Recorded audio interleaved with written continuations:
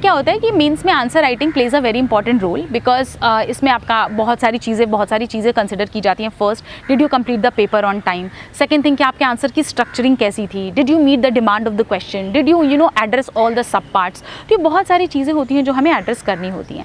But then comes the issue is कि जो GS papers होते हैं और जो ऑप्शन होता है उसमें जो आप पैटर्न फॉलो करते हो आंसर राइटिंग का, वो दो टोटली डिफरेंट एस्पेक्ट्स हैं. तो if you talk about the GS papers, वहाँ पे क्या होता है कि answers have to be written in a point format and the keywords have to be highlighted, very crisp points have to be generated.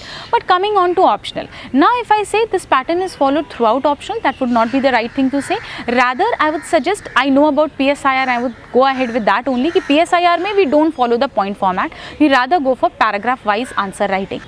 The idea is to create a flow in the answer. जो आपके answer में एक flow होना चाहिए. अगर कोई theories पे question है तो प्लीज़ इंश्योर कि आपने जिसकी भी थ्योरी है, थिंकर के बारे में थोड़ा इंट्रोडक्शन दिया, उनकी बहुत सारी थ्योरीज को थोड़ा सा इंट्रोड्यूस किया, and then explain the theory, then come up with the contradiction, and then come up with the some other अगर इम्प्रोवाइजेशन उस थ्योरी पे हुआ है. तो एक फ्लो आंसर में होना बहुत ज़्यादा इंपॉर्टेंट है.